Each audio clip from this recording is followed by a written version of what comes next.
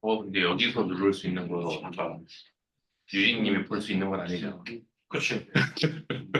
의미 없는 거 아니야, 그럼? 우리가 여기서 제가 이걸, 따로 시간 잴게요. 좋습니다. 네. 잠깐만. 카메라 너무 가린다. 더 이상 안 줄여지지, 저거. 줄일 수는 없는데 하프테 추스로 뭐 했었잖아. 얘가 이렇게 추천 시간이라 버스 예, 시작하시면 될 것 같아요. 아, 네. 그럼 시작할게요. 어, 네.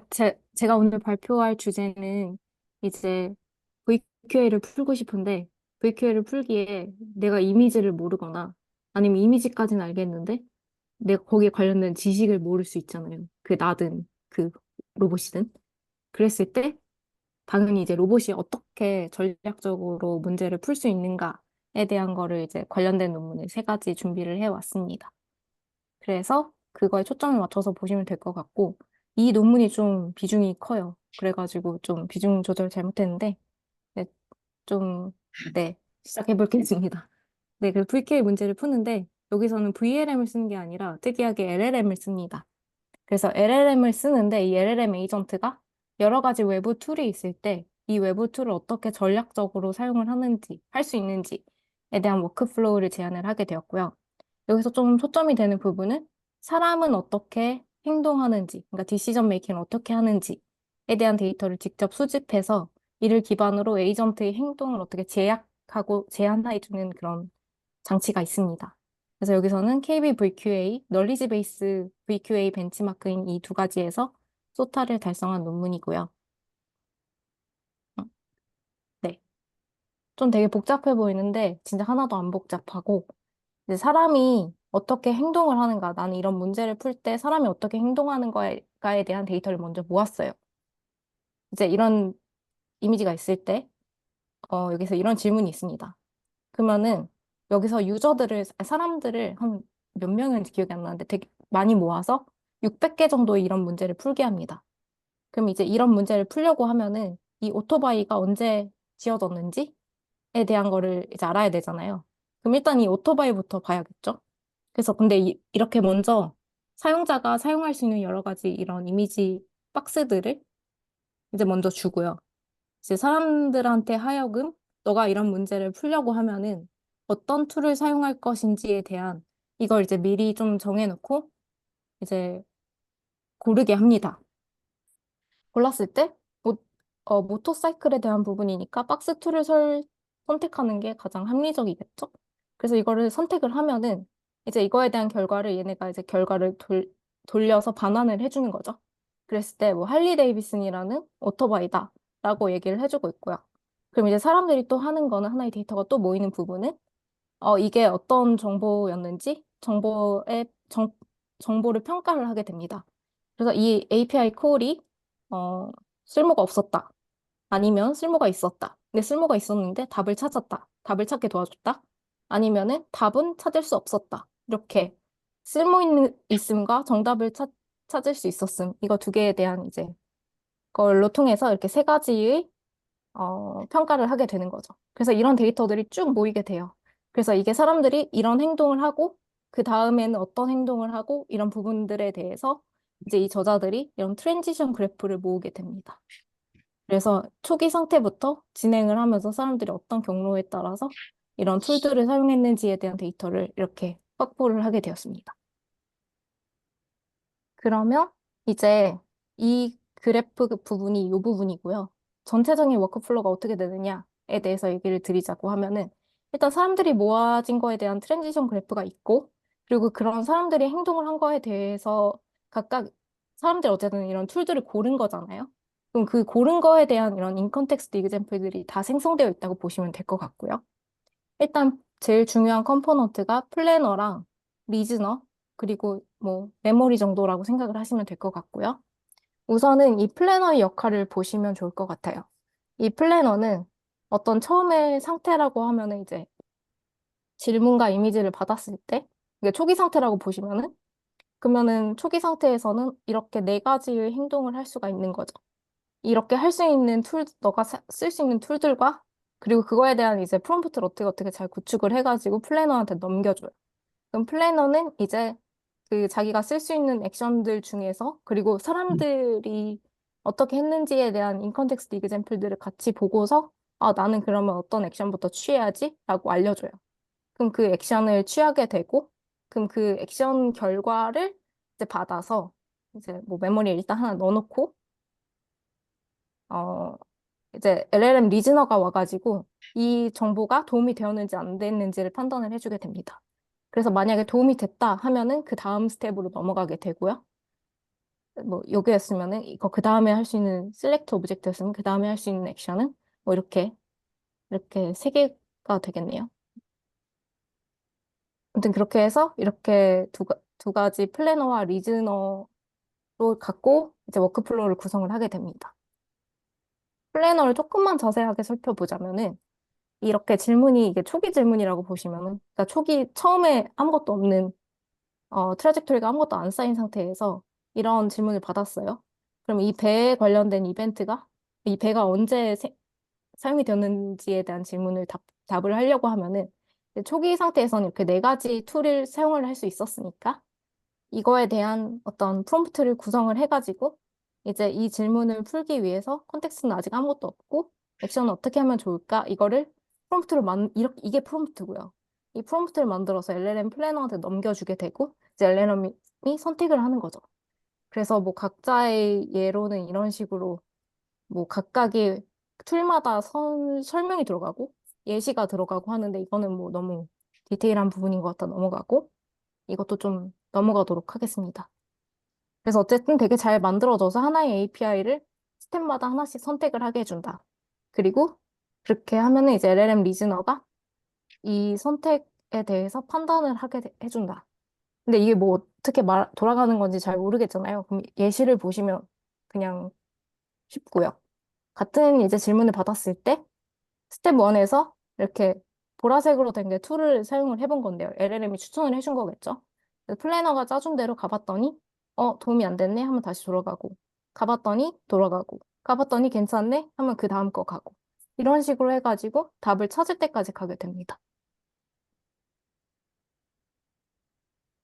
그래서 뭐 LLM만으로도 되게 소타를 달성할 수 있었다라고 얘기를 하고 있고 뭐 두 가지 벤치마크에서 했는데 일단 결과는 하나만 가지고 왔습니다.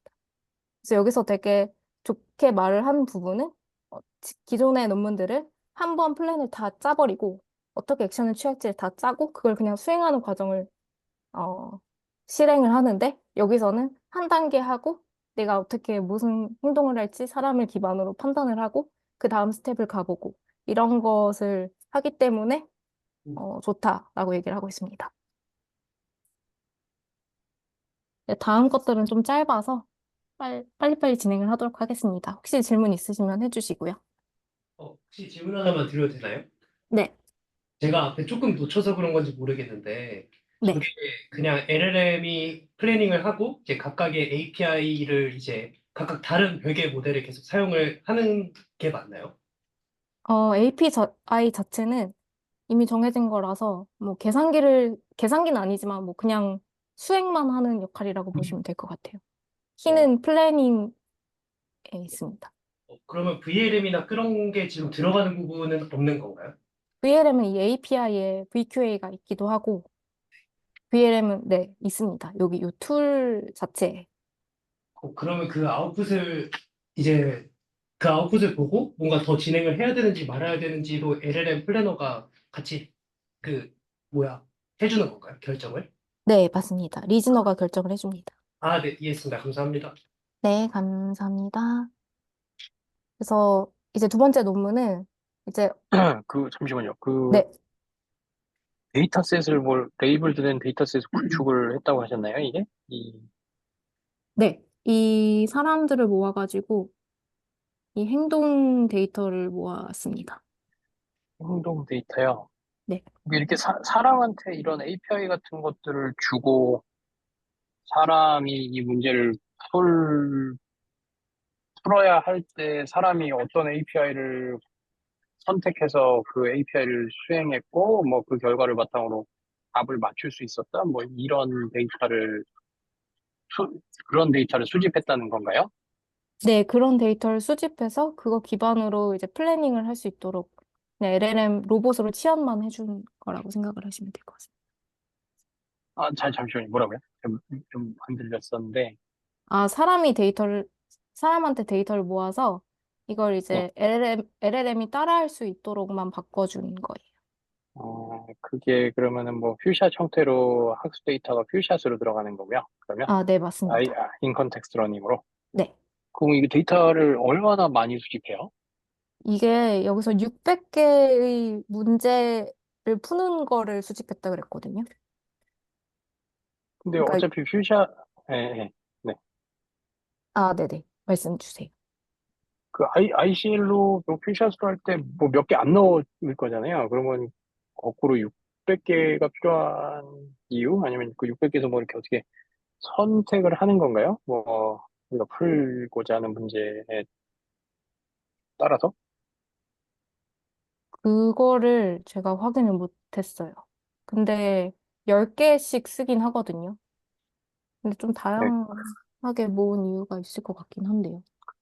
뭐 최소한 뭐 그냥 랜덤하게 10개를 뽑아서 ICL에 예시로 줬다? 뭐 그런 걸까요? 그러면? 네, 뭐, 그렇지 않을까 싶네요.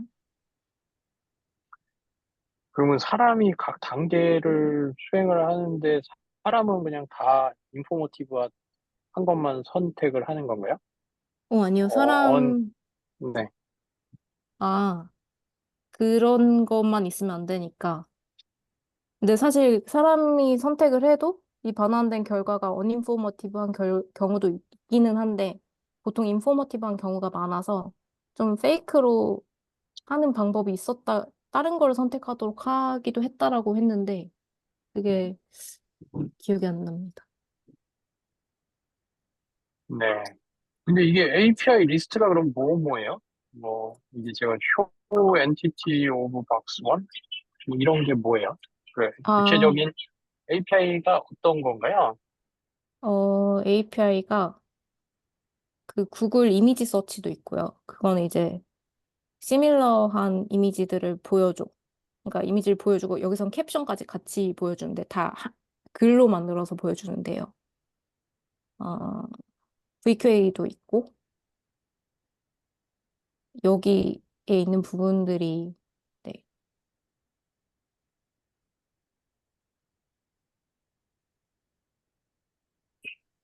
네. 네네. 뭐, 그러면 뭐, 네, 알겠습니다. 네네. 네네. 그러면은 다음 걸로 넘어가 보도록 하겠습니다. 다음 거에서는 조금 간단하게 설명을 드리려고 하는데 이거는 벤치마크를 구축하는 논문이었어요. 근데 뭐냐면은 여기서 주장하는 바는 그 멀티모달 모델들이 이제 기존의 이미지 클래시피케이션 태스크 같은 것들은 모든 이런 월드 널리지를 다룰 수 없으니까 여기에서는 좀 오픈 도메인 비주얼 컨셉 되게 다양하고 넓은 그런 월드 널리지를 다뤄보겠다 해서 여기서 위키피디아를 끌고 옵니다. 그래서 여기서 이제 태스크 자체를 제안을 한 거는 이런 이미지가 있고 이미지에 대해서 질문이 있었을 때 여기 이 문제를 풀기 위해서 키가 되는 핵심이 되는 이런 엔티티를 위키피디아 페이지에 있는 엔티티를 매칭하도록 그러니까 리트리벌 할 수 있도록 하는 태스크입니다. 그래서 이거에 필요한 데이터셋을 구축을 하였는데 저희는 약간 과제에서 이런 쪽으로 하고 있다 보니까 논문을 찾아보긴 했는데 벤치마크 데이터를 구축하는 쪽에 초점을 맞춰진 논문이라서 사실 그냥 이런 벤치마크가 있다 정도로만 소개를 하고 넘어가게 될 것 같고요. 여긴 기존에 있는 14가지 데이터셋을 어떻게 이렇게 컴바이닝 해가지고 만든 데이터고 이미지 레코그니션과 비주얼 QA 이렇게 두 가지 종류의 이제 스플릿이 나눠져 있습니다. 그래서 여기서는 이제 본인들이 뭔가 새로 만든 건 아니고 기존에 있던 어떤 시스템을 잘 사용을 해가지고 질문, 이런 텍스트 데이터를 기반으로 어떤 엔티티로 바로 매핑을 해줄 수 있는 그런 시스템을 사용을 했고, 근데 에러가 있어서 사람들이 겁나 열심히 고쳤다라고 얘기를 하고 있습니다. 그래서 사실은 좀 저희가 가져갈 수 있는 부분이 많지는 않은 것 같고, 이런 데이터셋이 있다 정도로 보시면 될 것 같아요. 그래서 위키피디아에 있는 거의 많은 이제 엔티티 중에서 되게 상당히 많은 엔티티가 있는 건 아니고 많이 버려졌죠. 왜냐하면 이 데이터셋과 맞물려져야 되기 때문에 VQA 문제들과. 그래서 뭐 이렇게 데이터가 구성되어 있고, 뭐 씬과 언씬으로 구별이 잘 되어 밸런스된 데이터가 구축이 되어 있어서 뭐 관심 있으신 분들은 보면 좋을 것 같다 정도로 얘기를 하고 넘어가려고 합니다. 그래서 뭐 이것도 그냥 기존에 있는 방법론이어서 이런 기존에 있는 방법론 사이에서 뭐 클립 베이스로 진행을 해봤고 인코더끼리 해가지고 시뮬러리티 서치하는 거랑 아니면 인코더 디코더 모델에 넣어가지고 결과를 봤는데 뭐 여기서 말했던 거는 이 엔티티 스플릿이 이미지 레코그니션에 좀 가까운 부분이었는데 이거는 클립도 잘 했는데 이제 VQA 쪽으로 넘어가니까 이제 클립은 그쪽 관련된 그쪽 관련된 질문들을 잘 못 풀었다. 뭐 이런 식으로 얘기하고 있습니다. 네, 이거는 넘어가도록 할게요. 잠깐만요. 시간이. 이게 뭐라고요? 클립이 어떤 용도로 쓰였다고요? 클립이 아까 그 문제를 풀기 위해서 쓰였는데요. 그러니까 이 주어진 문제는 이미지하고 텍스트 질문이 들어왔을 때 이거를 문제를 풀기 위해 필요한 어떤 지식, 위키피디아에 있는 그런 엔티티를 딱 집어내는 그런 태스크고요. 네. 그래서 이제 질문과 이미지를 인코더에다 인코딩을 하고 클립 모델에다가는 이제 또 다른 똑같은 이제 인코더에는 이제 이런 그 위키피디아의 키워드들을 넣었을 때 여기 간의 시밀러리티를 뭐 본다라고 얘기를 하고 있어요. 그러니까 뭐 이미지 서치 아니면은 근데 왼쪽에 이게 텍스트와 이미지 중에 뭐가 들어가는 거야? 이게 왼쪽에는. 좀 클립 구조를 변경시켜서 멀티모달로 인코딩을 할 수 있게 해놨다고 했고요. 네. 그러면 그거를 그 위키피디아에서는 뭐 이미지 서치를 하는 거예요? 아니면은 뭐 다큐먼트 서치를 하는 거예요? 서치의 대상이 되는 게 다큐먼트인가요? 아니면 이미지인가요? 다큐먼트입니다. 아, 네. 그러면 어쨌건 뭐 저 이미지, 그러니까 왼쪽에 있는 주어진 이미지와 질문에 관련된 문서를 뽑아온다, 클립으로. 문서의 아이디라고 보시면 되는데, 문서의 이 딱 그 네네. 개체, 요 제목을 네. 네, 뽑아온다. 그 다음은요? 네네. 네, 그리고 뭐 인코더, 디코더 모델은 그냥 바로 질문에 답할 수 있으니까 답하게 하는데, 뭐 조금 틀린 경우를 대비해서 BM25 그냥 좀 서페이스 매칭, 텍스트 매칭을 조금 더 썼다. 뭐 이 정도의 밖에 여기 없습니다. 인코더 디코더가 왜 나오는 거예요, 갑자기? 그냥 얘네가 자기가 기존에 있는 방법론들 갖고 와서 자기네 데이터 벤치마크 구축했으니까 어떻게 뭐 결과 나오는지 보겠다 해서 그냥 이렇게 두 가지 방법론이 있다라고 얘기를 하고 있었어요. 아니, 저 인코더 디코더가 뭐예요? 저게 갑자기 어디서 등장하는 거예요? 저게 뭐 스타드 마케팅 건가요? 아니면 뭐 얘네가 구축한 데이터를 학습을 하는 모델인가요? 구축한 데이터로 파인 튜닝한 모델이라고 생각을 하셔야 될 것 같아요. 그럼 뭐 어떤 VLM 모델을 좀 파인 튜닝을 얘네가 구축한 데이터로 했다는 건가요? 네, 팔리 모델을 그렇게 파인 튜닝 했습니다. 그러면은 저 질문과 이미지 질문에 답을 뭐 단서가 되는 이미지를 넣어서 그거랑 관련되는 위키피디아 엔티티 같은 걸 뽑는 거예요? 그 실버 부가티 베이론이? 네,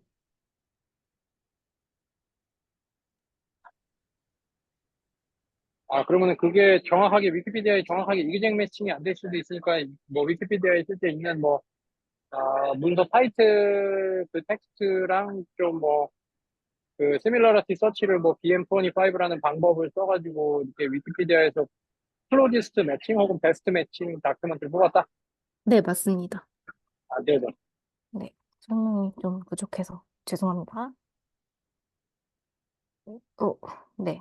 제가 약간 시간에 쫓겨가지고 빨리 넘어가려고 했는데, 네. 여기 설명하자면은 이제 엔티티 중에서도 좀 많이 나오는 애들을 헤드테일 엔티티라 그러고 적게 나오는 애들을 테일 엔티티라고 하는데 이제 클립 기반의 모델, 클립을 기반으로 이제 파인 튜닝을 했었을 때에는 이제 모델 많이 나오는 이런 헤드 엔티티에서는 정확도가 떨어졌지만 정확도가 떨어진다기보단 판리와의 격차가 있었지만 이제 테일 엔티티에서는 좀 판리보다 좋았다라고 한번 강조를 했길래 가져와 보았습니다. 다음 논문은 이제 마지막 논문인데 제너러, 제너러티브 멀티모달 널리지 리트리버 및 라지 랭귀지 모델입니다. 그래서 여기서 하는 것도 거의 비슷한 류의 작업이고요. 그래서 엔드 투 엔드로 우리는 멀티모달 널리지 리트리버를 바로 하겠다라는 건데 여기는 이제 한 개 한 개를 설명을 드리도록 하겠습니다. 여기서 이제 이미지랑 텍스트가 들어갔을 때 이제 관련된 이것도 역시 관련된 여기서는 도큐먼트를 바로 뽑아내게 되는데요. 여기서 이제 모델은 이렇게 세 가지 큰 컴포넌트로 구성이 되어 있습니다. 그래서 한 개씩 좀 설명을 드리자면은 먼저 클립 인코더는 오브젝트 어웨어 프리픽스 튜닝을 하는 부분이라고 되어 있는데 이게 뭐냐면 이제 이미 정말 막 엄청 많은 게 들어가 있는 건 아니고요. 기존에 이제 클립 기반의 모델에다가 이제 결국에는 이 라마 LLM에 들어가는 이 노란색 비주얼 인풋 부분을 만들어주기 위함인 거고요. 그리고 여기서는 이제 클립 백본 이 회색깔 부분은 프리즈하고 레이어마다 어떤 프리픽스 벡터라는 거를 추가를 해가지고 이 부분만 학습을 한다고 합니다. 근데 여기서 이제 조금 더 차이점으로 둔 부분은 이제 이 문제를 풀 때 조금 더 전체적인 부분보다는 어떤 특정한 이런 오브젝트가 좀 중요한 키 역할을 하기 때문에 이걸 오브젝트 디텍션으로 이 부분을 크롭을 해가지고 넣어줘서 어떤 오브젝트 어웨어한 프리픽스 튜닝을 한다고 얘기를 하고 있습니다. 그래서 이 부분이 같이 들어가서 고려가 된 그 이미지 정보들이 이렇게 들어가게 되고요. 두 번째로는 이제 LLM 멀티모달 얼라이먼트가 들어가게 되는데 이제 멀티모달 얼라이먼트는 말은 거창한데 그냥 이제 랭귀지 모델에 그 비주얼 인풋을 좀 넣어줘가지고 문제를 풀게 되는 겁니다. 그래서 인스트럭션 쿼리 이미지가 주어졌을 때 리스폰스를 생성을 하는 거고 이제 인스트럭션은 어 이제 이 문제 쿼리 우리 주어진 이 VQA 문제를 푸는 데 있어서 필요한 널리지 클로드를 생성을 해라 라는 그냥 이런 한마디인 거고요. 그래서 이렇게 인풋을 넣어주게 되면은 이제 학습은 널리지 클루가 어떤 리스pon스가 무엇이냐 하면은 이제 여기서 풀고자 하는 각각의 데이터셋에서 제공하는 널리지 베이스가 있어서 이걸 가공을 해서 사용을 했다고 합니다. 이건 여기까지는 별로 그렇게까지 새로운 건 없고 이제 여기서 좀 특이하게 작업을 진행을 했는데요. 이런 FM 인덱스 DB라는 것을 사용을 해가지고 이제 널리지 베이스들을 다 저장을 해둡니다. 근데 여기서 이제 중요한 거는 세 가지 기능을 활용을 할 수가 있는데 이제 getNext valid distinct lookup 닭이라는 기능이 있어서 이걸 기반으로 되게 그 다큐먼트에 나온 걸 그대로 생성을 할 수 있는 어떤 방법론을 제시를 하게 됩니다. 그래서 무슨 말이냐고 하면 이게 이 모델이 잘 학습이 된 이후에 이제 이 문제를 푼다고 생각을 했을 때 이제 리스폰스 다음에 생성할 부분이 이제 저희가 이제 혼다 furry resemble까지 했다고 했을 때 여기서 이제 이 FM 인덱스 DB에다가 이 기능을 써보는 거죠. 그래서 get next를 쓰게 되면은 우리가 이렇게 생성한 다음 거에서 그 DB에서 가지고 있는 그런 텍스트 스트링 중에서 나올 수 있는 애들을 어, 다 제시를 해주게 됩니다. 그래서 도즈 뭐 어쩌고저쩌고 쇼퍼 이래서 한 개가 아니기 때문에 not distinct로 뜨게 되고요. 그러니까 결국에는 이 문장 다음에 올 수 있는 그 스트링 리스트를 쫙 준다고 생각을 하시면 될 것 같고요. 그랬을 때 여기서 수행한 거는 constrained decoding인데 그 디코딩의 서치 스페이스를 이 여기서 준 그 get next에서 가져온 친구들로 제약을 겁니다. 그렇게 되면 이제 항상 생성되는 것들은 이제 다큐먼트와 정확하게 매칭이 되는 것들이 생성이 되어 나가게 됩니다. 그래서 언제 그만두냐 하면은 이제 생성을 했는데 그 다음 거를 조회해 보니까 딱 한 개만 가져온 유니크한 그 스트링이 된 거죠. 유니크한 거를 갖고 오게 되었을 때 이제 다큐먼트를 룩업을 해서 그 다큐먼트를 갖고 오게 됩니다.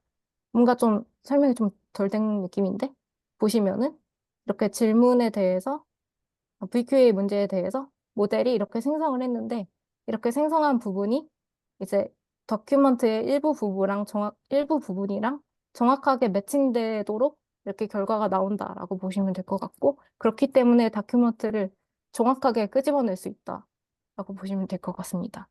결과로는 이렇게 세 가지 벤치마크에서 좀 기존 논문 베이스라인 대비 압도적인 성과를 거두었다라고 결과가 나왔습니다.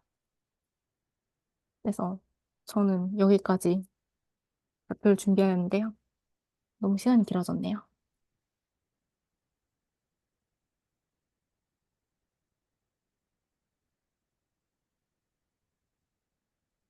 이제 공유 중지하면 될까요?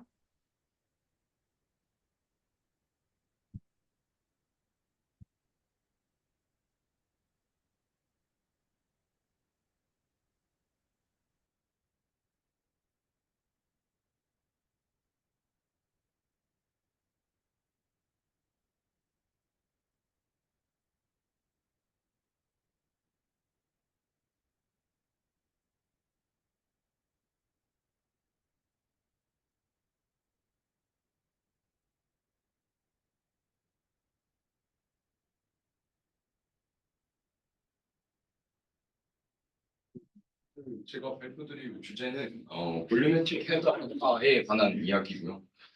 뭐 기존에 뭐 헤더부터 이렇게 얘기하면은 다른 사람 표정이나 익스프레션, 포즈 이런 걸로 드라이빙이 가능한데 그런 애들은 아니고 지금 제가 발표드릴 세 논문들이 다 메타 퀘스트 안에 이제 들어가 있는 애들인데 본인 아바타를 피팅해가지고 이제 뭐 본인이 뭐 드라이빙을 하고 싶을 때 뭐 텔레프레센스를 한다든지 네, 뭐 회의에 들어갔는지 할 때 줌에서 이제 대체할 수 있는 그런 아바타를 만드는 목적으로 메타캐스트 안에 있는 걸로 알고 있고 네, 그래서 논문 하나씩 설명드리겠습니다. 네, 처음 나온 논문은 이제 트랜잭션 오브 그래픽스 그러니까 이제 시그렛과 이제 네, 시그렛의 저널 버전이 이제 TOG 2021년도에 나온 논문이고요. 논문 이름은 이제 Mixture of Volumetric Primitives. 근데 뭐 그 지금 들으시는 분들이 널프나 INR에 대한 좀 그 프라이어 논리지가 있으신지 모르겠지만 어쨌든 이제 이거 같은 경우는 원래 널프 같은 경우는 한 공간 안에서 이 물체가 어떻게 생겼는지를 알기 위해서는 내가 지정된 공간 안에서 컨티뉴어스하게 이제 수많은 점을 MLP에게 물어보고 그 포인트에 대한 컬러나 뭐 걔가 이제 얼마나 불투명한지 투명한지에 대한 값을 다 구하고 나서 그걸 이제 인테그랄 해서 이제 컬러 값으로 렌더링을 하는 식으로 이제 저기 널프를 알고 있었는데요. 근데 이제 이 논문 같은 경우는 이제 널프에서 이제 그렇게 불필요한 쿼리를 하는 것 자체가 너무 코스트가 크고 좀 뭐 그런 부분이 좀 문제가 된다라고 생각을 해서 이제 논문을 보시면 아시다시피 이제 믹스처라고 해서 그 볼리메트릭한 장점과 그리고 이제 프리미티브 그 메쉬나 아니면 포인트 클라우드 아니면 복셀 같은 기본 단위가 3차원상의 기본 단위가 있는 이 두 장점을 모두 살려서 이제 하이브리드로 이제 렌더링 할 수 있는 그런 논문이라고 보시면 될 것 같습니다. 네, 그래서 이제 볼리메트릭 프레젠테이션의 장점 같은 경우는 일단 컴플리트니스가 되게 높은데 되게 비싸다라는 단점이 있고 그리고 프리미티브, 뭐 메시 이런 베이스들은 이제 좀 코어스한 대신에 좀 빠르다 이런 장단이 있어서 이렇게 합친 논문이라고 보시면 될 것 같습니다. 뭐 가우시안 스플래팅이나 뭐 그런 것들을 아시는 분들은 이게 되게 그 가우시안 스플래팅이랑 되게 비슷한 논문이라고 느낌을 드실 수 있을 것 같은데 친구들은 프리미티브를 뭐 삼각형 메시나 이제 가우시안 뭐 일립소이드로 가정하는 게 아니라 직육면체 박스를 가정합니다. 그러니까 직육면체 박스가 있으면은 그럼 이 박스 하나가 얘의 뭔가 그 스페이스를 표현하는 기본 단위라고 가정을 하고 그리고 이 삼각형들을 옵티마이제이션 하는 쪽으로 이제 학습을 합니다. 보시면 이 삼각형, 이 직육면체가 있는데 이 직육면체를 어떻게 파라메트라이즈 하냐라고 하면은 얘가 이제 이 3차원상에서 이제 좀 큐브처럼 보이는데 이런 것들 로테이션이 얼마나 들어가 있고 얘가 이제 뭐 특정 엑시스로 얼마나 늘어나 있고 이런 거에 대한 파라미터가 있고 그리고 이제 예를 들어서 제가 레이를 이제 쌓아가지고 이제 여기 있는 점의 뭐 칼라나 알파나 이런 값들이 어떻게 되냐라고 물어봤을 때 그 점에 대한 이제 파라미터라이즈는 이제 가장 중심점의 값을 1이라고 했을 때 이 W식을 보시면 그 알파 값에다가 더 곱해지는 가중치라고 보시면 되는데 멀어질수록 이제 그 가중치가 낮아져서 이제 좀 희미하게 보이는 그런 식으로 이제 파라미터라이즈를 했습니다. 네, 그래서 이제 널프랑 이런 볼륨메트릭 프리미티브의 딱 차이를 보시면은 이제 널프 같은 경우는 내가 정한 공간 안에서 MLK에게 모든 점을 물어봐야 하고 수많은 점을 물어봐야 하는데 이 볼륨메트릭 프리미티브 같은 경우는 기본 단위가 있기 때문에 그러니까 특정 공간 안에서 들어온 이제 프리미티브가 몇 개인지 이걸 카운팅을 하고 여기 있는 애들에 대해서 내가 레이를 쌌을 때 이 복셀 안에 어떤 값이 걸리는지 그것만 계산하면 되기 때문에 이런 널프 베이스보다는 이제 훨씬 빠르다라는 게 이 논문의 장점입니다. 5분 한 정도 지난 것 같은데 혹시 질문 있으실까요?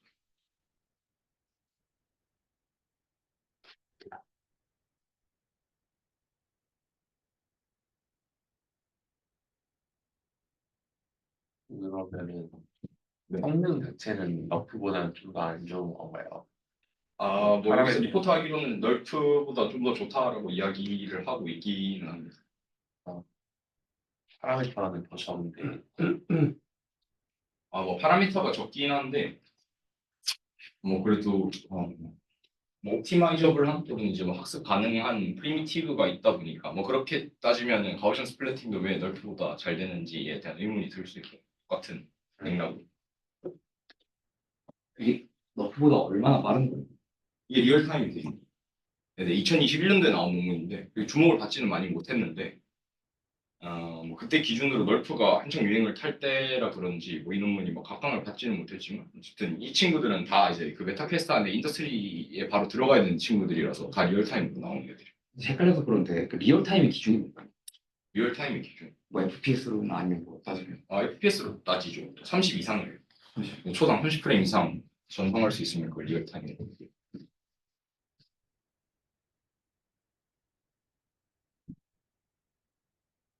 네.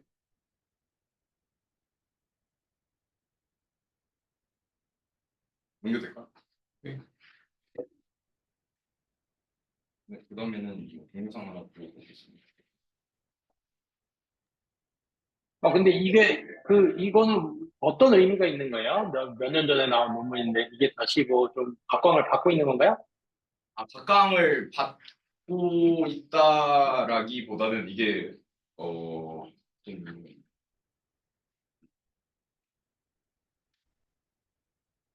뭐 널프보다는 빠르고 메시보다는 조금 더 성능이 좋다라는 측면에서 이게 가우시안 스플래팅이랑 되게 아날로저스한 부분이 많다라고 생각해서 갖고 온 거고 그리고 뭐 처음부터 갖고 온 이유 같은 경우는 이 결국 이 메타캐스트 안에 들어가는 이제 그 아바타를 만들기 위한 방법론들이 이렇게 연구들을 발전을 해 왔는데 그걸 처음부터 좀 말씀드리고 싶어서 이걸 가져왔어요. 사실 얘들은 널프라는 걸 애초에 처음부터 쓰지 않았고 리얼타임 해야 되니까 그걸 좋다고 생각해서 쓸 이유가 없었죠. 차라리 메시나 메시에 트라이앵글 많이 써서 컴퓨테이션 파워 많이 든다고 할지언정 그게 이제 그 친구들한테 훨씬 더 나은 옵션이 되었던 것 같아서. 그 무슨 퀘스트 메타 퀘스트라 그랬어요? 그 애플에서 쓰는 비전 프로랑 같은 거라고 보시면 돼요. 그게 그게 뭔데요? 그뭐 메타에서 만든 뭐 디바이스나 뭐 그런 거예요? 뭐 네, 그 헤드 마운티드 카메라 VR 기기라고 보시면 그게 돼요. 어디서 만든 거예요? 메타에서? 어디서 만든 거예요? 그게 그 장비를? 오큘러스에서 원래 만들었는데 맞아요. 오큘러스를 메타가 인수하면서 그 디바이스 만드는 것도 이제 같이 하는 걸로 알고 있어요. 네. 그래요? 하나만 여쭤봐도 되나요? 네. 제가 필드 잘 몰라서 그런데 그러면 얘네 회사 말고도 실제 리얼타임으로 해야 되는 상품 개발하는 애들은 네. 너프를 거의 신경도 안 쓰는 건가요? 아니면 너프 자체를 뭐 디스틸해서 빠른 걸로 하는 방향으로 가기도 하나요? 아니요, 널프 디스틸 하는 건 잘 못 본 것 같고, 그 널프가 2022년, 1년도쯤 그래서 해가지고 무슨 널프까지 해서 지금 제일 빠른 거라고 하면 인스턴트 뭐 이런 것도 제일 빠른데, 근데 그런 애들은 왜 빨라졌냐라고 하면은 그 추가 코딩을 하고 GPU 코딩을 해서 그러니까 뭐 접근 같은 걸 빠르게 해요. 그러니까 파라미터를 빨리 옵티마이즈 시킨다든지 뭐 그런 식으로 좀 최적화가 돼서 이제 리얼타임이 되는 건데, 얘는 그런 뭔가 히스토리가 하나도 없이 그냥 얘 하나만으로 리얼타임이 되니까 그럼 인젠 너프도 리얼타임이 되는 거예요? 되기는 하죠. 네, 되죠. 네. 근데 뭐 가우시안 스플래팅이나 이런 애 나올 때부터 리얼타임이에요. 뭐 발전할 룸이 조금 더 많다. 제가 동영상 보다 말았는데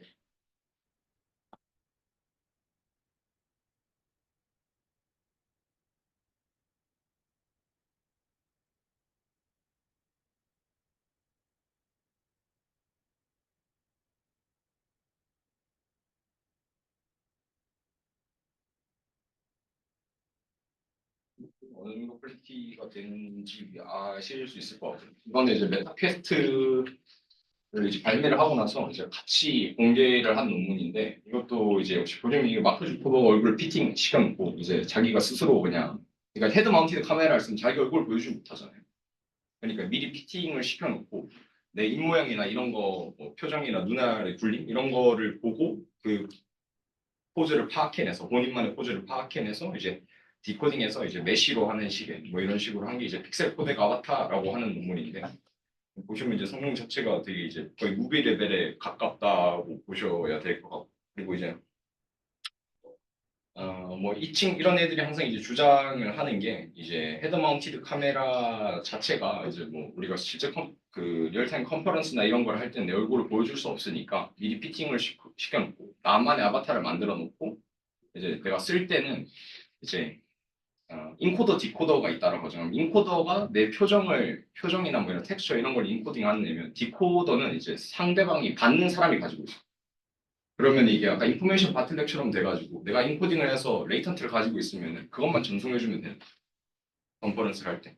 뭐 그런 식으로 하는 작업을 많이 하는데, 사실 이런 유의 논문은 메타 말고는 쓰는 애들이 없기는 해요. 없긴 한데 뭐 이제 그래도 이런 것들이 좀 데이터나 이런 것도 되게 하이 퀄리티다 보니까 렌더링 퀄리티 자체가 그 저희가 가지고 있는 뭐 레벨의 이런 데이터보다는 훨씬 좋고, 그리고 그렇다 보니까 뭐 그거에 대해서 성능에 대한 임프루먼트 룸도 좀 더 큰 거 같고, 그래서 뭐 네.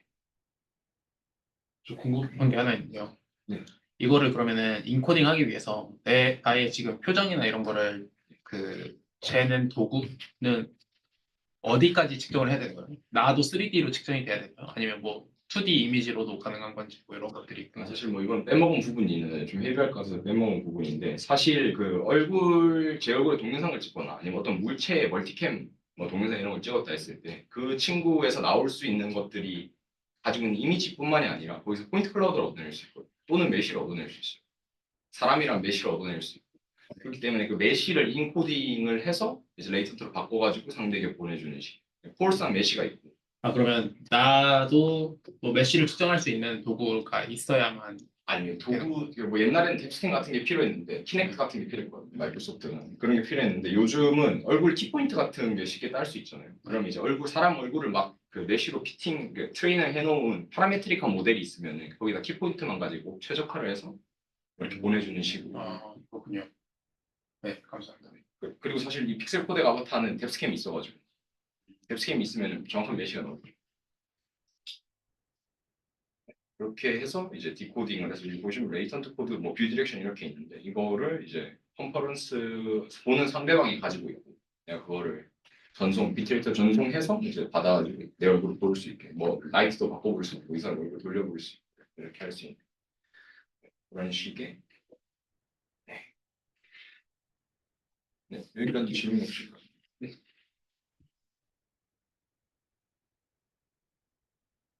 네, 뭐 이 논문 같은 경우는 이제 예를 들어 그냥 메시에다가 한 거고, 메시 같은 경우는 뭐 가장 3D 프리미티브 중에 가장 빠르다라고 알려져 있잖아요. 그러니까 뭐 볼륨메트릭하게 내 안에 뭐가 있는지 이런 걸 인퍼런스 할 필요가 없고 서페이스만 나타내고 있습니다. 그러면 이제 모든 걸 다 주어졌다라고 가정해도 되는 거기 때문에 그래서 어쨌든 이 친구들은 널프 같은 거 아까도 말씀드렸지만 널프 같이 이제 좀 이그저스티브하게 좀 불필요한 커리를 하는 모델들은 지향하고 메시로 가든지 아니면 이런 프리미티브가 있는 친구들로 하든지 이런 식으로 좀 발전을 해봤어요. 그러면 뭐 3D 안경 같은 걸 쓰고 있으면 네. 그 안에다 보이는 거죠, 저 메시 얼굴이. 뭐 지금 3D 안경 같은 걸 한 번도 본 적 없어서 모르겠는데 일단 그러니까 뭐 비전 프로 같은 데서 그런 거에서 보이는 이미지를 구축하기 위해서 이런 걸 네, 맞아요. 그런 거죠. 네, 없으면 넘겨도 될까요? 네. 네, 그리고 이제 최근에 한 3년 동안 소식이 없다가 이제 최근에 나온 논문인데 이 논문도 아마 이그 메타캐스트 안에 마운티드가 된 것 같습니다. 일단 이 논문 이름은 릴라이터블 가우시안 코덱 아바타라는 논문이고요. 이제 제가 처음 말씀드렸던 그 볼륨메트릭 믹스처, 네, 믹스처 오브 볼륨메트릭 프리미티브 그거랑 되게 비슷한 좀 프리미티브를 써서 한 논문이고 그리고 이제 널프도 그렇고 이제 스플래팅도 그렇고 이제 널프 같은 경우는 아까도 말씀드렸다시피 내가 레이가 있으면은 이 공간상에 바운드 시켜놓은 점에 대해서 수많은 쿼리를 날려야 하는데 그걸 MF를 다 태워야 되는데 그와는 다르게 이제 가우시안 스플래팅은 아까 볼륨메트릭 프리미티브 또는 메시와 비슷하게 내가 지금 레이를 쐈을 때 거기 걸리는 애들이 누군지만 알면은 거기서 함수값을 바로 계산을 해서 이제 걔들을 함수값을 계산하고 걔의 뭐 알파라든지 뭐 불투명한 정보랑 이제 칼라 값들을 이제 다 그냥 인테그레이션해서 우리한테 보여주는 식으로 하기 때문에 이제 훨씬 빠르다라는 게 장점입니다. 메시랑 어떻게 보면 되게 비슷하다라고 볼 수 있고 근데 널프랑의 좀 교차점인 무엇일까라고 하면은 널프 자체도 이제 볼루메트릭 레프레젠테이션이잖아요. 뭐 서페이스를 나타내는 게 아니라 공간이 있을 때 여기 뭐가 있냐 뭐가 있냐. 원래 볼루메트릭 렌더링이라는 게 구름이나 이런 걸 렌더링하기 위해서 나온 기법이고 실제로 내가 서페이스를 어떻게 생겼는지 참 모호한 기록. 근데 이제 사람 얼굴 같은 경우도 뭔가 머리카락이나 이제 예를 들어서 뭐 코니아, 망막 이런 것들은 그 서페이스라는 걸 정의하기가 좀 어려울 수 있잖아요. 되게 띵한 스트랜드이기 때문에 이제 그렇기 때문에 얼굴에서도 이런 볼루메트릭 레프레젠테이션을 많이 쓰는데 근데 이제 가우시안 스플래팅 같은 경우는 널프랑 비슷한 점이 이 일립소이드가 이제 차지하고 있는 한 공간이 이제 볼륨처럼 가정을 하는 거예요. 그러니까 볼륨들이 여러 개 있다라고 가정을 하는 거예요. 널프 같은 게 볼륨이 하나인 거예요. 그게 교차점이라고 보시면 될 것 같습니다. 그리고 뭐 가우시안 스플래팅 같은 경우는 많이 아실 수도 있지만 이 친구는 파라미터라이즈 돼 있는 게 우리가 뭐 3차원상의 일립소이드를 생각해 보시면은 로테이션이랑 스케일이랑 포지션만 필요하면 되겠죠. 축 세 개랑 그게 각 축으로 얼마나 그래서 뭐 니들처럼 돼 있는지 알약처럼 돼 있는지 뭐 이런 거에 대한 스케일이 필요하고 그다음 얘가 어느 방향을 보고 있는가라는 로테이션. 그래서 그것만 필요하면 되기 때문에 네 그게 이제 가우시안 스플래팅의 가우시안 프리미티브라고 보시면 될 것 같고 뭐 동영상을 한번 보시면은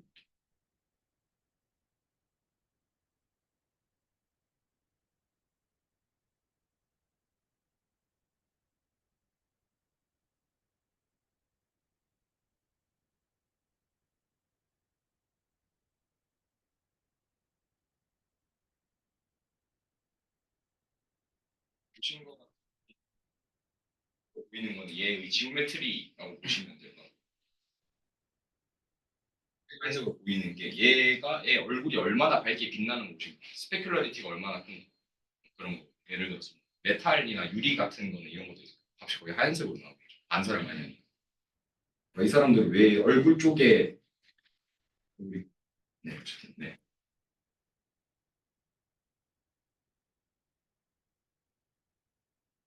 깔끔한 모습인데 이제 오른쪽 하단에 보시면 인바이먼트 맵이 이런 빛의 환경일 때는 얘가 이렇게 렌더링 될 수 있고 이렇게 렌더링 할 수 있고 이런 거를 좀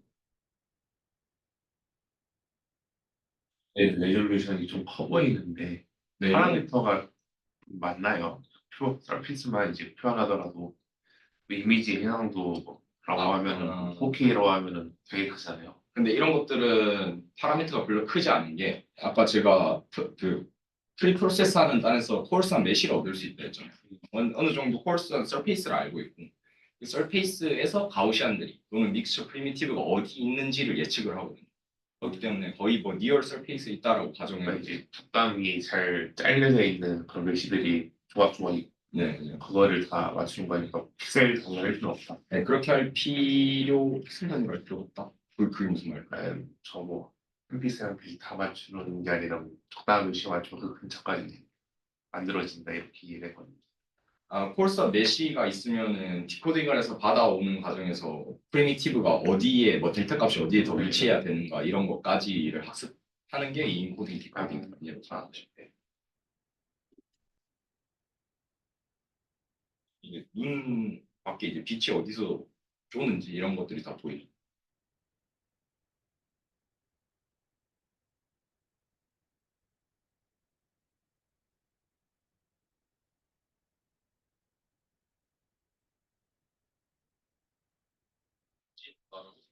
하시면 될 것 같습니다. 그래서 방금 이제 상희님이 얘기해 주신 것 중에 이제 뭐 볼륨메트릭하게 이제 뭐 있는 애들을 다 인퍼런스 해야 되는 게 아니냐라는 질문에 의도가 맞다라면 아까 제가 말씀드렸다시피 폴산 메시가 있다 했잖아요. 그 메시가 있으면 UV 맵이라는 걸 만들 수 있어요.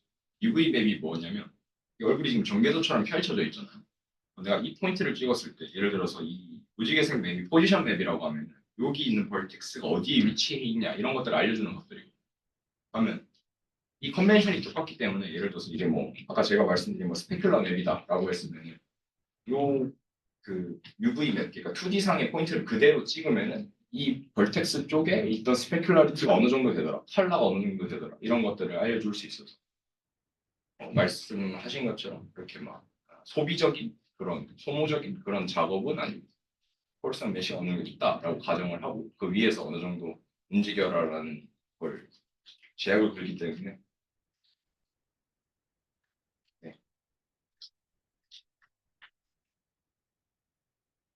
네, 이건 아까 말씀드린 부분이고 이제 뭐 가우시안들이 파라메트라이즈 될 때 이렇게 로테이션이 필요하고 그다음에 지오메트릭 스테이터스를 파라메트라이즈 할 때 로테이션이 필요하고 그다음에 각 축으로 얼마나 스케일 되어야 하는지에 대해서 이제 이렇게 파라메트라이즈가 됐다라고 이제 보시면 되고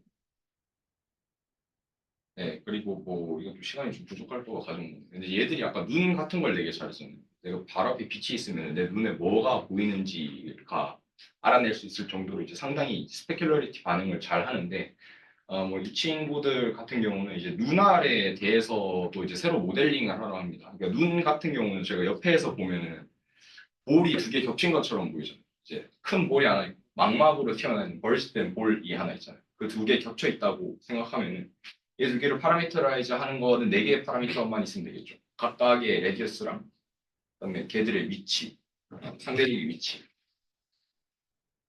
되게 네, 그 센터 이거 미안한데 이거 좀 그 풀스크린으로 좀 해줄 수 있나요?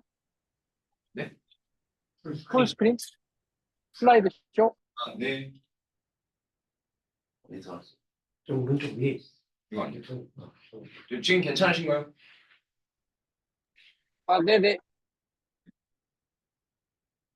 네, 어쨌든 뭐 계속 말씀드리면 어쨌든 이런 걸 리얼리스틱한 아바타를 만들기 위해서는 이제 얼굴을 잘 디컴포즈를 해서 어떤 게 어떤 부분인지에 대해서 좀 분해를 해놓고 각각 컴포넌트에 대해서 모델링하는 게 되게 중요한데 뭐 이런 쪽에서는 안경을 따로 모델링하는 애들도 있고 치아를 모델링 따로 하는 애들도 있고 뭐 눈알을 모델링 따로 하는 머리카락도 따로 있는데 어쨌든 얘들은 그런 거를 이제 하나로 이제 올인원으로 묶어서 해야 되기 때문에 일단은 뭐 눈에 대해 눈이 이제 가장 우리가 보기에 센시티브하게 얘들이 이게 가짜다 진짜다 진짜 사람이다라고 판단하기가 쉽다고 이제 얘기를 하더라고. 그래서 이제 보시면은 이런 아이볼 모델과 이제 뭐 뒤에 가서 말씀드릴 텐데 아이볼 모델을 썼을 때랑 안 썼을 때랑 이제 차이가 이제 뭐 이런 것들이 좀 차이가 난다라고 보시면 될 것 같아요.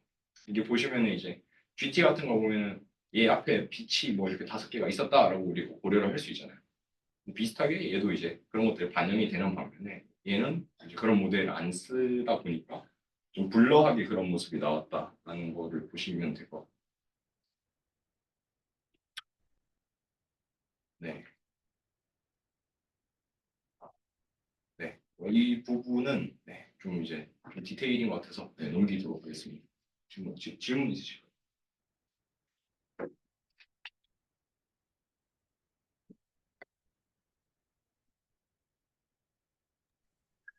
또 교장학생 끝난 거예요 발표? 네. 아, 이게, 내가 좀 띄엄띄엄 들어서 그런지 모르겠는데, 이게 가만히 있어. 이게 어떻게 한 거예요? 그러니까 아까 코덱 얘기 나오고, 그래서 디코더를 달아갖고, 압축해서 레이턴트 그런 것만 보내고, 대충 그런 게 코덱 아바타인데, 네. 그거를 메쉬 이런 게 아니라 하여튼 가우시안 스플래팅으로 한 건데, 근데 릴라이팅은 어떻게 하는 거고, 또 여기서 얘기하는 갑자기 앙구랑 이런 게 왜, 어떻게 나온 거예요? 눈은 좀 따로, 특별하게 좀 따로 모델링을 했다는 거예요? 일단, 네. 눈이? 들이 컨트리뷰션이라고 한 것 중에 가장 큰 게 이제 눈이라고 얘기를 하고 있어서 가져왔는데 이제 얘기하다 보니까 너무 딥한 내용인 것 같아서 이 부분은 좀 빼고 앞에 이제 눈알을 이제 어떻게 파라메트라이즈 하는지에 대해서만 얘기를 했었어요. 그게 어떻게 된다는 거죠? 이게 눈에 이런 반투명하고 반사도 되고 이런 거를 어떻게 실제 눈의 모양을 좀 고려해가지고 좀 스페셜라이즈드 된 혹은 커스터마이즈드 된 어떤 파라메트릭한 모델을 얘네가 만들었다? 네, 맞습니다. 그 다음에 릴라이팅은 어떻게 한 거예요, 그러면? 릴라이팅이 아니, 제목에도 릴라이터블인데, 릴라이팅이 이게 눈만이 아니라 아까 다 조명이 잘 바뀌었잖아요. 그런 건 어떻게 한 거예요? 조금 설명이 길어질 것 같긴 한데 최대한 컴팩트하게 설명을 드리자면은 이제 코덱 근데 아바타 이게 릴라이팅의 핵심 아니에요, 이 논문에? 가우시안 스플래팅을 썼다는 거랑 또 제목이 가우시안이랑 릴라이터블이니까. 네. 네, 그 부분을 설명드리려고 했는데 좀 많이 길어질 것 같아가지고 얘기를 안 드리긴 했었는데 네.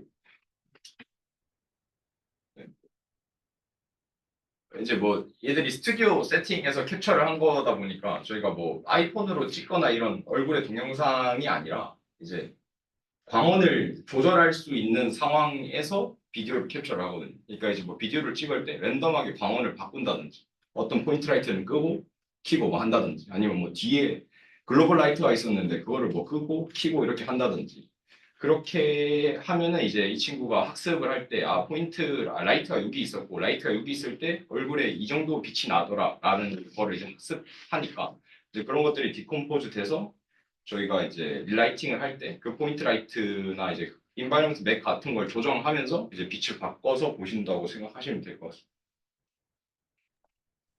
네. 그러면은 좀 띄엄띄엄이긴 하지만 어쨌건 여러 위치에서 광원을 위치시켰을 때 실제 데이터 사진들 같은 거를 다 촬영해가지고 그거를 어떻게 한두 데이터로 써가지고 했다. 네, 맞습니다. 네. 그래요. 네. 네, 그럼 질문 주시면 여기까지 하겠습니다.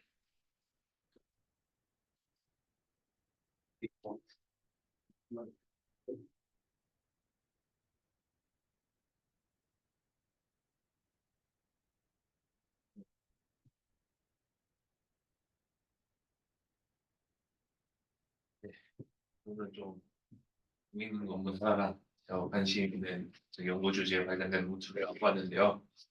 첫 번째는 이제 망가 위스퍼러라고 이제 뭐라는 놈이냐? 그 가운데 사진 보시면 이제 우리가 이제 만화 컷신을 여기 컷이 있을 거 아니에요? 그러면 이제 여기에서 이 첫 번째 등장인물의 대사가 왼쪽에 있을 거고 두 번째 등장인물의 대사가 있을 거고 그리고 인물이 여러 명 등장하고 거기에 해당하는 이제 대사들이 있겠죠.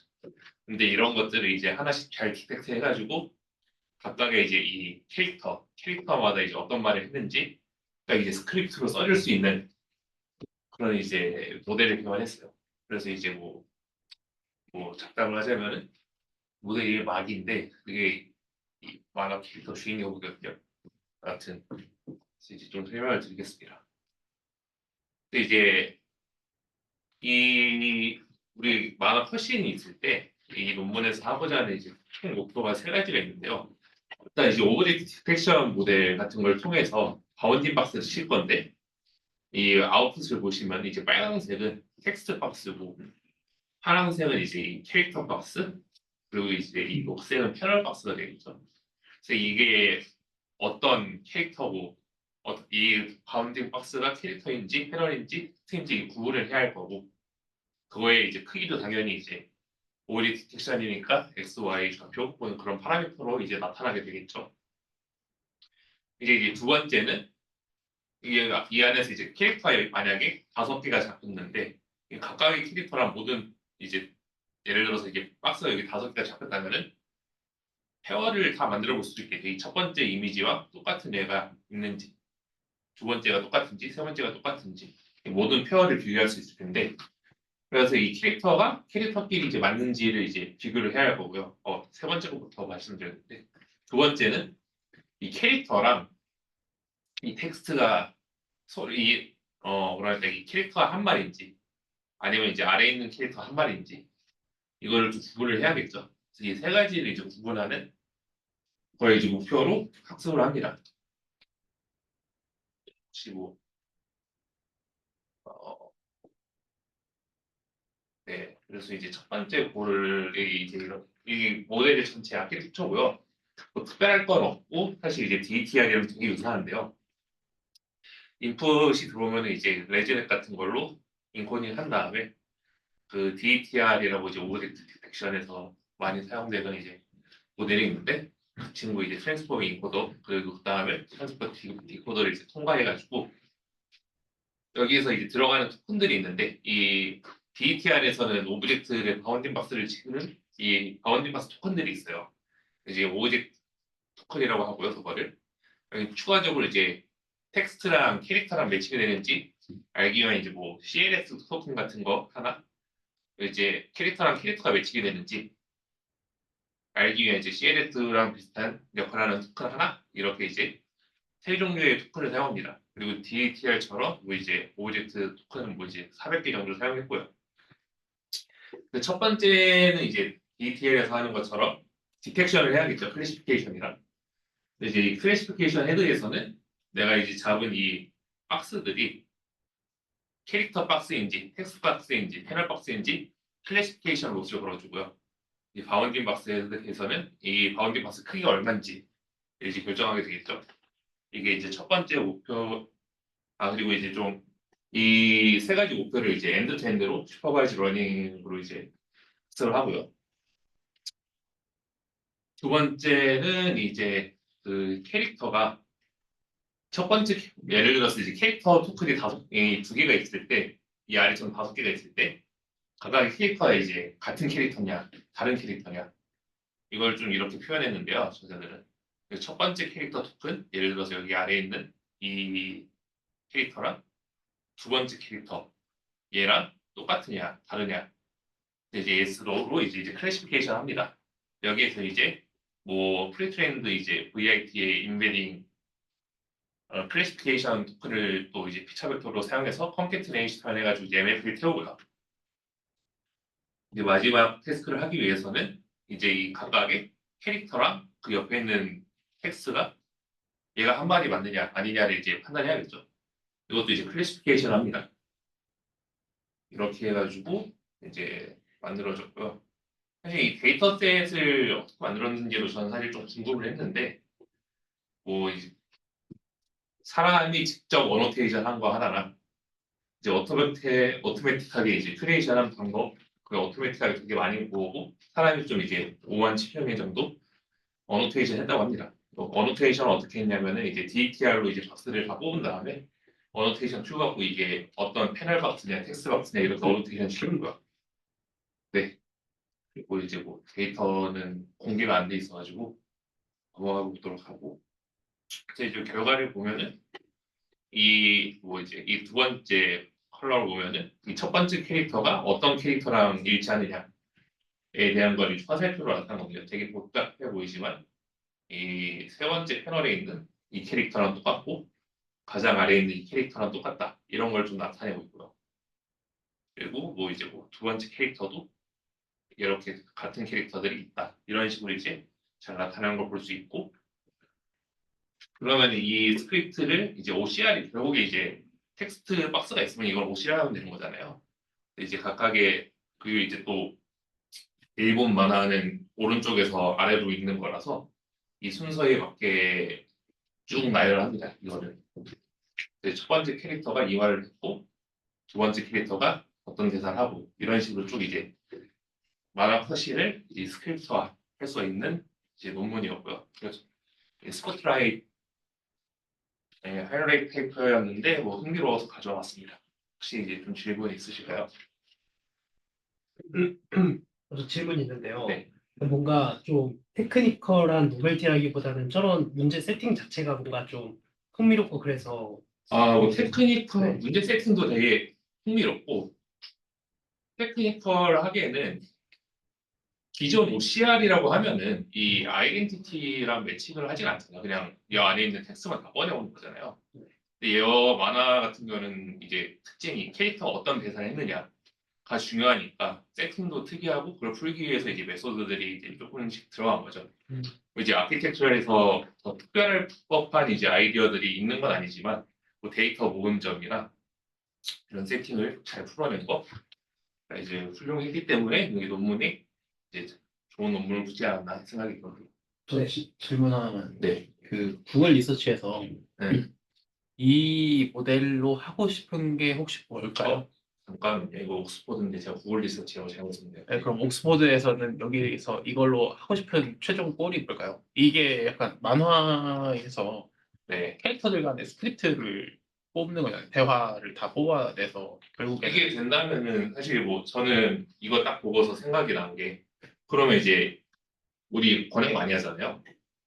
그럼 이 텍스트를 번역을 뭐 한다던가 이럴 때도 쓸 수 있을 거고 캐릭터 그릴 때 단순히 이제 이 문맥을 고려하지 않고 문장만 이제 번역하는 게 아니라 전체적인 문맥을 알 수 있게 되겠지 이렇게 하면은 그런 점에서 좀 이제 쓸모가 있을 거라 생각을 했고 아니면 이제 만화를 그냥 읽어달라고 시켰을 때 우리가 이제 뭐 오디오처럼 만들 때 이제 이런 건 좀 어렵잖아요. 그런 데도 사용할 수 있지 않을까 생각을 좀 했어요. 그래서 이제 좀 되게 뭐 여러 가지 테스트를 할 수 있다고 여기 논문에 적혀 있긴 했는데 저는 좀 그런 생각이 들었습니다. 그러면 여기서 그 기존 OCR이 해주지 않는 뭔가 대화의 순서나 뭐 이런 것들도 되게 중요한 요소겠네요. 순서는 사실 중요한데 여기서는 이제 좀 프라이어로 이 오른쪽 위부터 왼쪽 아래로 가는 걸로 그렇게 해놨고 네. 여기서 중요한 아이덴티티죠. 어떤 아이덴티티가 어떤 캐릭터가 이 말을 했는가. 그게 기존 OCR이랑은 좀 다르죠.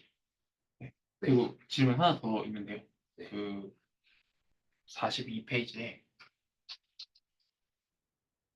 그 2번 보면 네. 그 캐릭터가 그 정면이 나올 때가 있고 엄청 조그맣게 뒷면이 나올 때가 있잖아요. 그죠, 그죠. 이거를 뭔가 매칭을 어떻게 하는 걸까요? 그러니까 사람이 읽다 보면은 뭐 이 캐릭터가 이렇게 표현이 됐던 장면이 있었다거나 아니면 뭐 대화의 문맥상으로 얘는 얘고 쟤는 쟤고 뭐 이걸 알 수도 있을 것 같은데 뭔가 모델이 여기서는 뭐 몇 가지 트랙이 있는데 일단 어노테이트된 데이터가 조금 있고요. 두 번째는 이제 이 인베이딩 벡터에 대해서 이제 뭔가 좀 정보를 바꿔와요. 그 VIT 프리트레인드 된 거기 캐릭터 정보를 놓고 거기서 좀 이제 시뮬런트가 높은 걸 찾겠죠. 학습 중에 아무래도. 그리고 이제 뭐 근데 그게 약간 저는 그런 생각이 들어요. 이게 그 뒷면이 나왔을 때 얘가 이 장면에만 나오는 신캐릭터인지 아니면 얘가 방금 나왔던 겐지를 알려면 사람은 그 대화 내용을 보고 알잖아요. 그죠. 아니면 이 장면에는 얘네밖에 없었어라는 프라이어가 이 전장에 뭐 어딘가에 있었던지. 근데 뭔가 그런 거 없이 모델이 찾는 것 같아서 약간 그 부분이 좀 신기했는데 사실 대화 내용 같은 문맥을 이제 고려를 할 거라는 게 제 생각이긴 하거든요. 왜냐면 이제 엔드 투 엔드로 학습을 하다 보니까 캐릭터나 이런 위치를 찾기 위해서 이제 대화 문맥을 고려했을 것 같고요. 말씀하신 대로 완전 새로운 캐릭이 갑자기 나오면 이제 아마 빼갈 케이스도 있거든요. 여기서. 그건 갖고 오지 않았는데 아마 그런 점에서는 문제가 좀 있을 것 같네요. 저도. 혹은 이제 바운딩 박스에 안 잡힌다던가 이런 것도 이제 흔히 있는 예니까. 네, 아무튼 알겠습니다. 네. 재밌는 논문이어서 갖고 왔고 이제 좀 재미없는 논문들을 얘기할 건데요. 이제 이거는 이제 프라그램 디퓨전이라고 디퓨전 디스틸레이션의 한 종류 논문 중에 이제 하나로 생각하시면 되고 퀄컴에서 나온 논문이고 뭐라고 하냐면은 디퓨전을 저희가 이제 인퍼런스 할 때 그 인퍼런스라는 이제 코스트가 되게 크잖아요, 사실은. 근데 그 중에서 이제 그걸 줄이기 위해서 우리가 뭐 샘플 러드, DDIM을 쓴다던가 뭐 그런 식의 이제 샘플링 방법을 바꾼다던가 혹은 이제 뭐 아예 그 뭐 뭐라고 하더라 컨시스턴시 모델처럼 이제 모델을 그 스텝 아이디스틸레이션 하던가 그런 방법들이 있을 텐데 여기서는 그 네트워크를 디스틸레이션 이제 뭘 하냐 얘네가 이제 발견한 게 뭐냐면은 그 저희가 흔히 쓰는 유넷에서 이제 LDM 유넷을 봤을 때 이 오른쪽 그림 보면은 이제 로우 레벨 피처, 미드 레벨 피처, 그 하이 레졸루션 이제 피처 이렇게 있는데 각각의 피처에 대해 펄셔메이션을 준 거예요. 그랬을 때 이제 뭐 가장 이제 스텝 제로에서 이제 펄셔메이션을 줬을 때 만들어진 결과 스텝 10에서 이제 줬을 때 만들어진 결과가 원래 이미지랑 이제 얼마나 비슷한가 살펴보니까 하이 레졸루션 피처를 망가뜨리면 이제 되게 이렇게 아래처럼 품질이 안 좋은데 이 미드 레졸루션이랑 이제 로우 레졸루션은 망가뜨려도 이제 성능이 그럴듯한데 라는 걸 이제 발견했고요. 그러면 이제 이 안에 있는 블럭들에 이제 저희가 뭐 트랜스폼 연산도 있고 어텐션 연산도 있고 되게 복잡하잖아요. 그거를 이제 간단한 이제 CNN 네트워크로 바꿔가지고 이제 모델이 경량화하겠다라는 논문입니다. 그래서 이제 이걸 어떻게 하느냐? 이게 쭉 파이프라인인데요. 이전 스텝에서 저희가 이제 어떤 XT 플러스 1 노이즈가 있을 때 얘를 이제 저희 이 유넷을 통과해가지고 XT 이제 노이즈가 나오겠죠. 근데 이전 스텝에 있는 노이즈 정보랑 이 하이 레졸루션에서 나오는 이제 이런 픽처맵 얘를 두 가지를 이용해가지고 새로운 어댑터를 하나 만든 거예요. 어댑터는 이제 뭐 CNN 베이스 어댑터고 구조는 아래처럼 생겼는데요. 되게 이제 라이트 웨이트고 뭐 어텐션 언산이 없으니까 되게 빠르겠죠, 사실. 이게 사실 이 논문의 이제 컨트리뷰션이고요. 이거를 어떻게 학습시키느냐는 이제 이전 스텝에 우리가 이제 뽑아놓은 노이즈 트레이토리가 있을 거고, 그죠? XT 플러스 뭐 X 제로 X 뭐 T까지 쭉 뽑아놓은 이제 피처들이 있을 텐데, 걔가 GT가 된 거고요. 이렇게 이제 어댑터를 그러면 이제 우리가 이 XT-1을 예측을 할 텐데, 여기서 나오는 노이즈가 이전 스텝 이 어댑터가 없는 원래 모델에서 나온 노이즈랑 같아지게 로스를 걸어서 이제 학습을 합니다. 혹시 뭐 제가 이거를 좀 설명을 번잡하게 했는데 뭐 간단하게 하면은 이 노이즈 피처들을 다 정답으로 사용해가지고 어댑터로 바꿨을 때 나오는 아웃풋이 이전 노이즈랑 같아지게 학습을 했다. 이제 생각하시면 됩니다. 근데 혹시 그 그림에 네. 하이 레졸루션에서 인, 아웃 사이에 화살표가 그려져 있는 거는 왜 스킵 커넥션 스킵 커넥션이에요? 아, 네, 알겠습니다. 입니다. 그래서 이제 뭐 실험 결과를 보면 얘는 테라플러스를 기준으로 해서 그 비교는 좀 잘 이해가 안 가는데요. 네. 좀, 다시 한번 좀, 하이라이트 이 여기 입력 이미지인가? 인과 아웃풋이 뭐로 있는 거야? 이게 저희가 LDM에서 레이턴트 시작이 이제 XT가 그 레이턴트 가우시안 노이즈로부터 시작돼가지고 유닛이 이제 예측을 해가지고 어떤 디코더에 나와야 하는 어떤 가우시안 노이즈를 맞추잖아요. 레이턴트 노이즈를. 그래서 인풋이 이제 예를 들어서 LDM이면 64바이, 64바이 5채널짜리 인풋이 될 거고요. 그죠? 그리고 이제 로우 레졸루션이라 하는 거는 이게 이제 유닛 구조다 보니까 이제 스파셜 레졸루션이 점점 줄어들 텐데 이 줄어드는 레졸루션을 의미합니다. 이 안에 있는 레이어들. 그래서 이 안에 있는 레이어들을 어댑터 뭐 새로운 레이어로 이제 바꿔가지고 학습을 시키겠다. 여기에 유넷이 어디 있는 거예요, 유넷이? 인코더 디코더 메인 그 디퓨전의 인코더 디코더가 어디 있는 거예요, 지금? 그 디퓨전 유넷을 말하는 거긴 하거든요, 지금. 디퓨전 유넷. 그 뒤에 내가 그걸 물어본 거죠. 그게 어디 있는지, 지금 다음 장에 그림에서. 지금 혹시 노이즈 때문에 질문이 좀 잘 안 들리는데 혹시 아, 다시 네. 한번. 이제 네. 그림에서 어떤 게 유넷인지를 물어보신 것 같아요. 이 전체가 유넷입니다. 이 파란색 박스가 유넷이고요. 아니, 저기 유닛처럼 안 보여.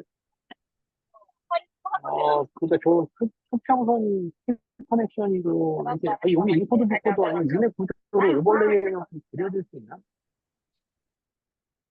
이거는 이제 논문에서 간단하게 보여주기 위해서 그러니까 저기 상현 학생이 설명을 더 쉽게 해주기 위해서 그걸 여기다 그려줄 수 있는, 아니면 저 연필에 그려나? 어쨌건 저 수평선이 스킵 커넥션이라는, 유닛의 스킵 커넥션이라는 거예요? 네네네네 맞습니다. 그러면 저 R 거시기는 그 유넷의 인터미디어트 피처라는 뜻이고요. 네, 맞습니다. R 인풋이 이 유넷의 첫 번째 레이어 통과한 인터미디어 피처고요. 이 계속 유넷을 타고 가면서 여러 개가 있겠죠. 그 중에서 이제 얘네들은 그 레졸루션이 큰 부분의 유넷에서는 오리지널 이제 웨이트를 그냥 사용하고요. 그다음에 이제 그 작은 레졸루션으로 가는 부분들의 얘네들이 이제 뭐 디퓨전 유닛은 이제 트랜스포머도 있고 뭐 레즈넷 구조도 있고 뭐 되게 복잡하게 돼 있는데 그걸 이제 간단한 CNN 레이어로 좀 이제 대체하겠다라는 내용입니다. 그래서 연산량을 줄여가지고 이제 인퍼런스를 빠르게 하겠다. 작은 뭐 GPU를 갖고 있는 그런 환경에서 네.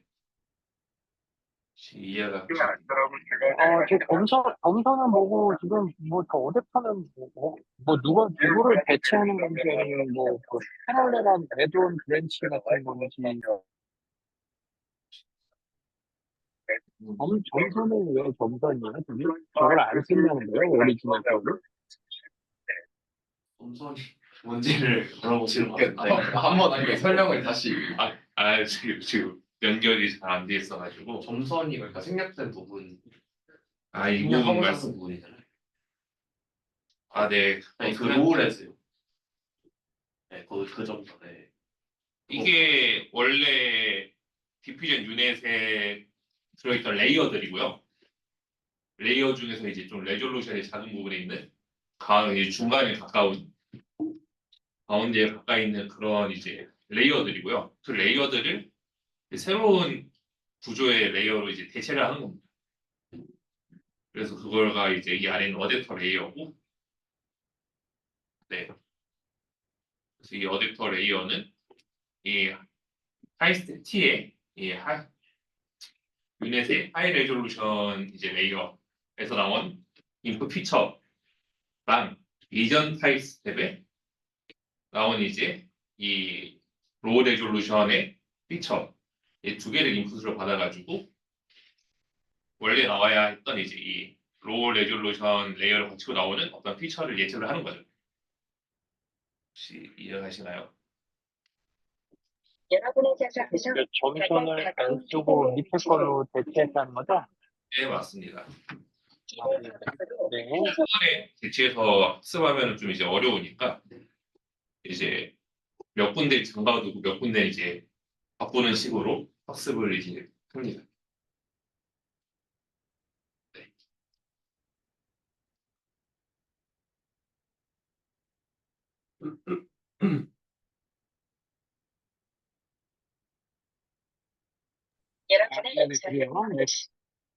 예. 나는 저 근데 질문 하나만 했습니다. 네. 네, 이게 어댑터에서는 기존 모델이랑 다르게 이전 스텝에서의 그 아웃풋 피처도 같이 봤잖아요. 네. 뭔가 그래야만 했던 이유가 있어요. 그런 이유가 있는 건 아닌데 그게 성능이 더 좋았다라고 레포트 기능이 있어요. 사실.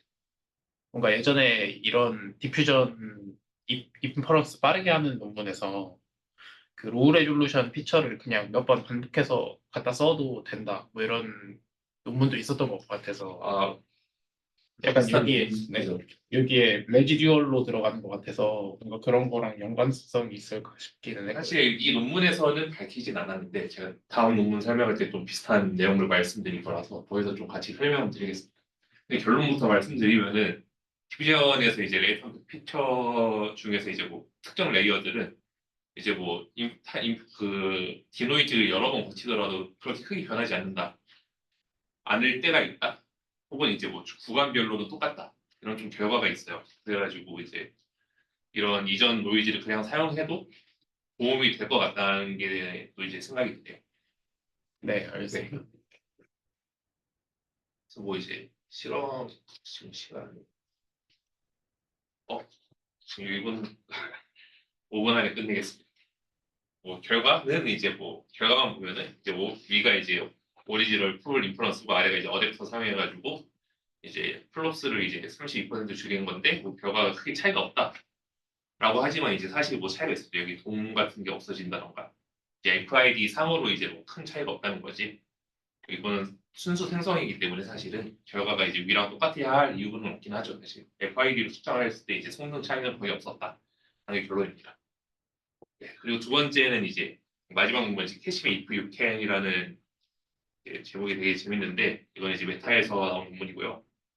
얘도 좀 모티베이션이 비슷합니다. 아까 태성님이 말씀하신 것처럼 DB는 이제 타임 스텝을 지나했을 때 이제 각각 레이어의 이제 피처들을 쭉 분석을 해보면은 이 왼쪽 아래는 이제 그 각각의 레이어에서 나온 피처들을 뭐 PCA를 써가지고 분석을 한 건데 크게 변하지 않는 부분들이 있죠. 예를 들어서 이제 얼리 블록이라고 돼 있는데 에서는 이제 끝부분 이 끝에 세 개는 거의 비슷하다던가 그러면은 이제 이 논문의 핵심 아이디어는 그러면은 이 중간 거를 끝까지 그냥 사용해버리고 계산 안 해도 되지 않느냐 하는 게 핵심 아이디어입니다. 이거에 대한 이제 정량적인 분석도 있는데요. 이거는 무슨 그래프냐면은 뭐 각각의 이제 풀 레졸루션, 2분의 1 레졸루션, 4분의 1 레졸루션 이 유닛의 이 레졸루션에 있는 이제 피처 맵들 그러니까 이제 내 디노이징 스텝에 따라서 이전 타임 스텝과 그 디노이징 한 후의 타임 스텝의 이제 피처들의 변화를 이제 비교를 한 건데요. 보시면은 이제 이 끝으로 갈수록 이제 이 거리가 이제 별로 이제 차이가 안 나는 걸 확인할 수 있어요. 이 스텝이 이제 점점 풀릴수록. 그래가지고 이 비슷한 스텝끼리는 이제 묶어보자라는 게 논문의 아이디어입니다. 그래서 이제 메소드가 되게 간단한데요. 이거 보면 아마 이해하실 것 같은데 그래서 이제 SD 블록이 있으면은 이 첫 번째 블록에서 나온 피처를 이제 여섯 번째 스텝까지 쓰고 얘는 두 번째 블록은 이제 뭐 다섯 번째까지 쓰고 그 다섯 번째 피처를 여기까지 쓰고 이런 식으로 이제 다 캐싱을 하는 거예요. 이렇게 캐싱을 하는 걸 이제 블록 캐싱이라고 얘네가 이제 제안을 했고요. 그건 이제 어렵지 않으니까 넘어가겠습니다. 다만 이런 식으로 나이브하게 캐싱을 할 경우에 좀 성능이 떨어질 수 있어요. 그래가지고 이제 얘네가 뭐 이제 스케일 앤 시프트라 해가지고 이제 스파셜하게 노멀라이즈 A라인처럼 이제 스케일이랑 시프팅 파라미터를 해서 이제 스파셜한 피처 맵에 이 스케일 파라미터를 이제 학습을 시킵니다. 학습을 시키는 거는 아까 이제 클로버처럼 이제 정답이 있잖아요. 저희가 디노이징 스텝에 원래 오리지널 정답이 있고 얘를 그냥 캐싱했을 때 나오는 차이가 있겠죠. 그 차이가 줄어들도록 학습을 합니다. 그래서 이제 뭐 이게 결과를 보면은 얘네가 디노이징을 이제 원래 20번 했다면 DDIM이 원래 14번 한 거랑 이제 레이턴시는 비슷한데 성능은 이제 비슷하더라. 그러니까 이제 원래 베이스라인 그러니까 가운데 이두 번째 컬럼이 베이스라인이고요. 20번 그냥 캐싱 없이 한 거, 왼쪽은 캐싱 20번 한 거, 가장 오른쪽은 이제 같은 연산량, 네, 같은 레이턴시를 갖고 이제 인퍼런스 하는 결과, 그러니까 14스텝으로 한 거죠. 그랬을 때 뭐 생성 결과가 괜찮았다라는 이제 좀 결과들이 있고요. 네, 시간이 좀 없어서 여기까지 할 것 같은데 혹시 이제 질문 있으시면 질문 갖고 마무리하겠습니다. 혹시 아까 네. 로우 레졸루션에다가 뭐 퍼터베이션을 주면 성능 차이가 크게 없다. 네. 그런 게 있었잖아요. 두 번째. 네, 이거에서. 그러니까 그거에 대해서 좀 이유가 기술된 부분이 있었나요? 이유는 없어요. 실험적인 관찰이었고요, 다들. 사실 학습하고 나서 그런 레이어들이 없어지는 경우는 좀 있거든요. 이게 뭐 클래시피케이션을 했을 때 가장 끝에 두 블럭은 이제 뭐 없어도 이제 비슷하더라라던가 혹은 이제 뭐 트랜스포머 같은 LLM을 썼을 때도 LLM에서 이제 학습을 할 때는 전체 레이어 다 필요했는데 하고 나니까 이제 몇몇 레이어들은 되게 리던던트한 피처들이 나오더라 하는 결과들이 있거든요. 근데 이제 그렇다고 그 레이어가 없이 학습을 하면 또 성능이 그만큼 안 나오고요. 그래서 이 리던던트한 피처를 줄이기 위해서 이제 디스틸레이션 방법들이 나오는 건데 그게 왜 생기는지는 이제 좀 저는 잘 모르겠습니다. 그거 논문을 쓰는 사람들도 잘 모르지 않을까 싶은데 그거는 네, 감사합니다. 개인용이랑 관련이 있어 정했다는 개인용어가 뭐예요? 개인 연구는 이제 그거죠. 컬러라이제이션을 할 건데 저는 컬러라이제이션 하는데 이제 계속 시퀀셜하게 주잖아요. 힌트를. 근데 그렇게 주면 디피전으로 만약 한다 했을 때 컨트롤 레드 쓴다고 하면 컨트롤 레드 이제 내가 10번 고치면 이제 10번 다 돌려야 하는 게 되게 느리잖아요. 재활용하는 거예요, 그런 걸? 그럼 이제 첫 번째는 다 만들어 놓고 두 번째부터는 이제 다 재활용해버리자 하는 게 이제 제 이번 연구입니다. 아무튼 여기까지 발표합니다. 수고하셨습니다.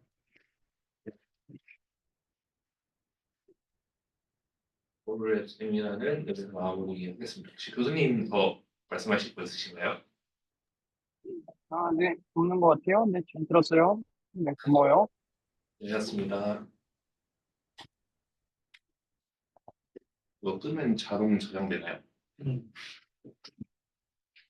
잘 모르니까 전문가한테 볼게요.